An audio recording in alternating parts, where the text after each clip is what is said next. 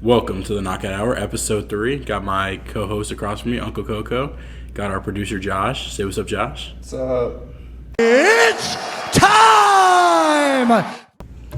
What's up, guys? So today we're going to be talking about UFC 273, which is happening this Saturday, April 9th. And we're gonna start it off with talking about all the changes to the card that have occurred since our last podcast. So there's been quite a few, honestly. So we'll kick it off with Gastelum versus Imavov, which we had in our original parlay that we were wanting to put out for all you guys. But unfortunately, Imavov had to pull out due to visa issues. This has been a big revolving situation here because so Imavov had to pull out due to visa issues. Well, then Duplessis, who was scheduled to fight Anthony Hernandez on the undercard, took the fight to move up to fight Kelvin Gastelum, so that way Gastelum still had an opponent, and that was going to be on the main card. Well, then 2 days later, Gastelum pulls out as well. And by the time he had pulled out, Hernandez has already been rebooked. So Duplessis basically kind of got shafted. He was trying to go up to fight Gastelum, make a bigger mark, make a bigger wave in the division, and then when Gastelum pulls out, he doesn't even have a fight at all now, and he has been very adamant about expressing his displeasure with Kelvin Gastelum over the whole situation. He had mentioned that this was one of the first cards, or one of the first camps he'd ever paid for out of pocket. And most fighters throughout a camp will pay, tens of thousands of dollars in order to bring new people in to train with, or go other places to train. So it's really a big to do when someone pulls out like this, especially since he was doing Gastelum the favor and trying to go up and help him out. So what do you think about that, Derek? Yeah, no, I definitely think you got the raw end of the deal there. Hopefully they can find someone to maybe come in on short notice here in a couple days. But right now we're recording this on Tuesday. Odds are looking pretty slim depending on who they're trying to get. But hopefully they get somebody for him. Yeah, the worst part about it was not only had he already paid for all of his training camp and everything, but he'd already flown to the United States. He's originally from South Africa, and that's where he fights out of. He'd already flown to the United States thinking he was fighting Gastelum, and then Gastelum pulls out. So he's already here, paid for everything, and then now he's not even going to get to fight. So yeah, that's a really tough situation right there. Another one that has been kind of an interesting fight that's been supposed to happen on a couple of different cards now. There's been Alexei Oleinik versus Ilir Latifi. So that was actually supposed to happen on Fight Night Columbus, and it got scratched. Not really 100% sure why. I think it was on Latifi's side. I think he maybe had an injury. Well, then they pushed it back a couple weeks to this UFC 273 card.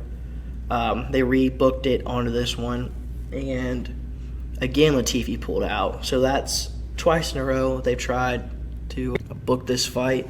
So yeah, it's been an interesting situation there.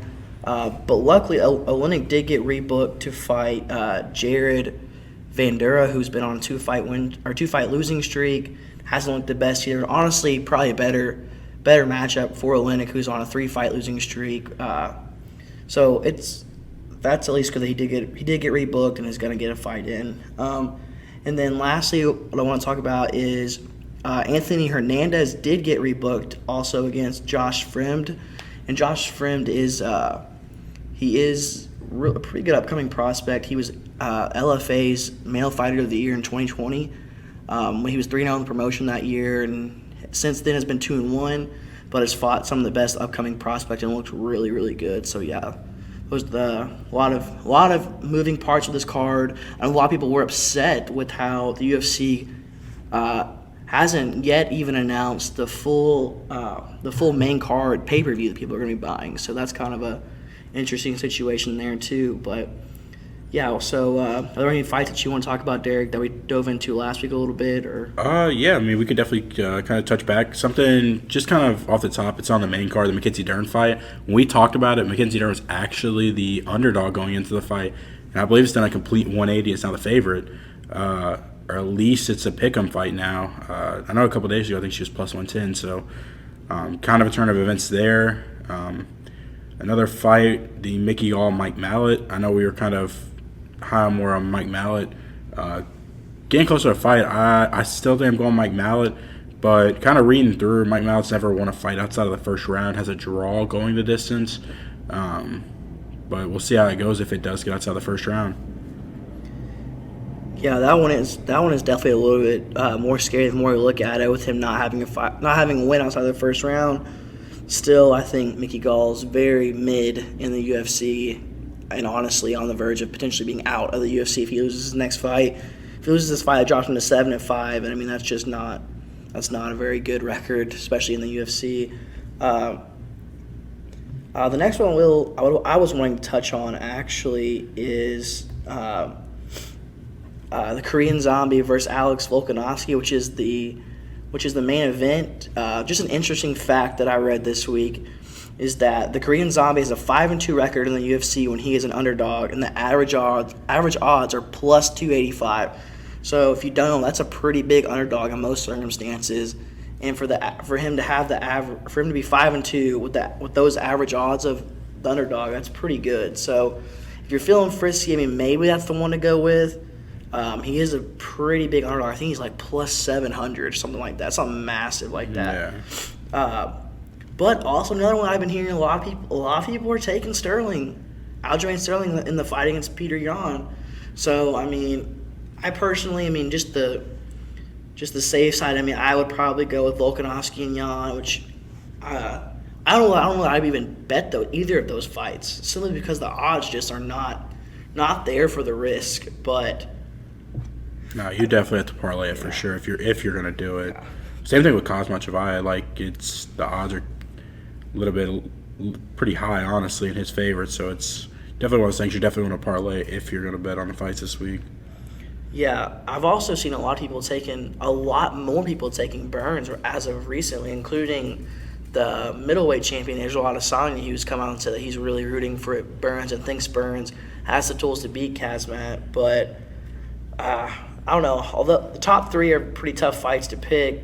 I mean, I most likely it's going to be Volkanovski, Yan, and probably Chimaev. But I definitely wouldn't be shocked if any one of those three guys got beat by any means. There's just a lot. All the guys who are underdogs have a ton of potential. I mean, Aljamain Sterling's absolutely ran through that division. Besides Yan, and I mean, he really didn't look that bad in their fight. I believe he was up or even on one of the cards, so he couldn't have been looking that bad. Plus, now that Jan's been inactive for a while as well as Sterling, but I mean, Yan did get a pretty big win recently over Corey Sandhagen in between, and I mean, I personally think that's the clear number 3 in the division. I know he had a split decision loss, TJ Dillashaw, but I mean, whenever I was watching the fight, I thought Sandhagen won pretty clear. I was actually pretty upset about that decision. So yeah, there's a lot of interesting moving parts on this card. It should be really good come Saturday. We're looking forward to it. We should be coming back with the review of UFC 273 probably sometime early next week. All right, and we're back with a little bit of WrestleMania 38 recap. Kind of quick here. We're going to start out with the Usos defeating Shinsuke and Rick Boogs.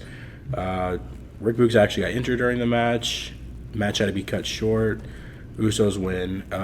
Drew McIntyre defeating Happy Corbin. Like I was telling y'all we were going over it first. Drew McIntyre kicks out at the end of days, defeats Happy Corbin. Kind of expected that. Next, The Miz and Logan Paul defeat the Mysterios. Corey actually he got a glimpse of this in Logan Paul in the ring. What'd you think? Yeah, he looked pretty good in there, honestly. Like most of the guys who I feel like they bring in from the outside don't really look natural in there.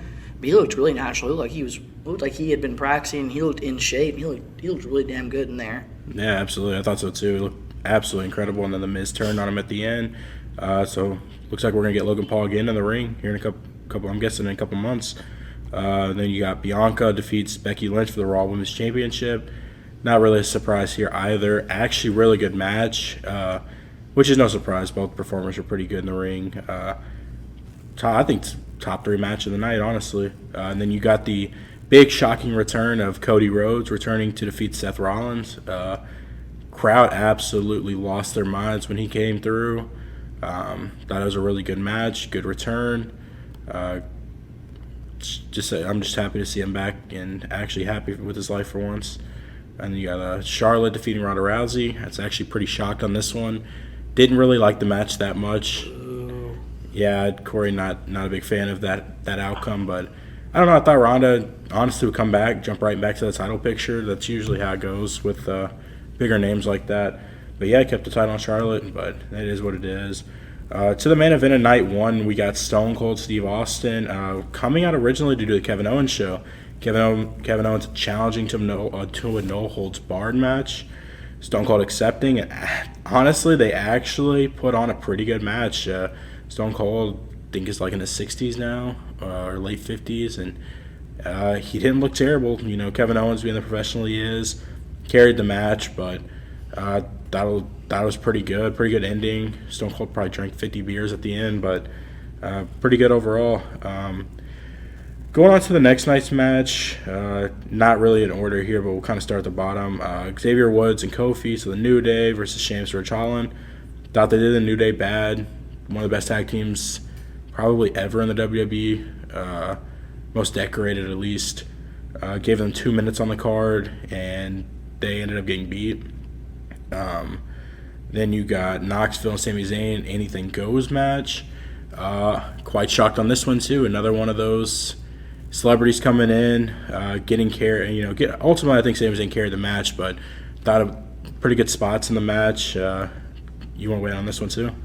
Yeah, I mean, Knoxville definitely got the crowd into it. But he didn't look the best as a wrestler, but Knoxville's always exciting. So I mean, you gotta love him all the time. And then him bringing out the part of the crew of Jackass was pretty cool, I thought. Yeah, I did too, honestly. And then the finish with the big mousetrap. The mousetrap got stuck, and Knoxville, knowing his way around the mousetrap, knew exactly how to fix it and save the ending of the match. So that was pretty funny as well. And then we got Bobby Lashley versus Omos. This is one of the matches that got put on after we recorded. It was actually on that Raw after, like right before Mania. Bobby Lashley actually handed Omos his first loss, which was kind of exciting. Excited to see where that goes. Another top 3, I'd say it's top 5. This is one of my favorite matches on the card, and I knew going into it was going to be Pat McAfee, Austin Theory. Man, Pat McAfee looks amazing in the ring, and I think I don't know if if this is going to be it for him or if he wants to continue his in-ring career. I think he's honestly got, he's got something there, but I just don't know if he wants to hop off commentary and pursue it or not. Were you excited about this one? Did you like this one? Yeah, I did. I love anything Pat McAfee does. So it's always exciting to see whatever he's doing. But yeah, he looked pretty good in there. I thought the spot where he specifically shone was when he took the Stone Cold Stunner. It was pretty entertaining. Pat McAfee's the GOAT. No, absolutely, yeah. Well, the thing I didn't like about it is after he beat Austin Theory, the whole Vince McMahon thing where McMahon came in, beat him, and then Stone Cold comes out. Ironically, if I seen it right on Twitter, that somebody had said that Austin came out exactly 3 hours 16 minutes into the show, which is ironic because Austin 3:16. McMahon kind of ruined it though because they played Austin Theory's music, and then McMahon kind of looked like shocked, kind of looking around, realizing it wasn't Stone Cold's music, and then Stone Cold's music hits just a few seconds after. Vince McMahon absolutely botching the stunner was hilarious, being the old man he is. But yeah, I thought Pat McAfee selling the stunner, Austin Theory selling the stunner, both really good. Another like 30 beers for Stone Cold. The Raw Tag Team Championship match, RK Bro, the Street Profits Alpha Academy. RK Bro looks, they look good like always.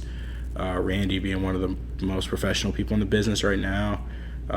Actually invited in Gable Steveson into the ring afterwards because he has signed with WWE as well. It was pretty cool. Moving on to the Women's Tag Team Championship match. You had Sasha and Naomi winning. It's actually Sasha Banks' first WrestleMania win. So that was pretty significant for her, letting them win for sure. Another match I thought actually shined pretty well, Edge and AJ Styles. Match I knew was going to tear the roof off the place. Edge being one of the best to ever do it, AJ Styles being one of the best indie performers to ever do it. Just glad he's actually shining in WWE and not kind of getting walked over like some of their indie talents do. Yeah, I mean, a great match. The fact Damian Priest came out and is in a faction with Edge is pretty cool as well. And then moving on to the main event, Brock Lesnar and Roman Reigns. This match honestly got a lot of cheers, which they finally did it right for the third time. The first two, a lot of boos. And I don't necessarily blame everyone for being uninterested in this match. Coming from, both people use a lot, their finishers a lot. You don't see a whole lot else from them other than, their main signature moves, finisher moves. But I think face Brock versus heel Roman was the way to go. They finally got this right. Honestly, like Roman dislocated his shoulder at one point in the match. I don't know if that was faked or not. Guess we'll find out here soon just how serious that was. But Roman Reigns coming out on top ultimately as a unified champion. But yeah, that's the WrestleMania 38 recap. If you haven't watched it, go back and watch it. Like I said, the Cody Rhodes return was absolutely huge. One of the loudest crowds I've heard in a while, and I think y'all would really enjoy it.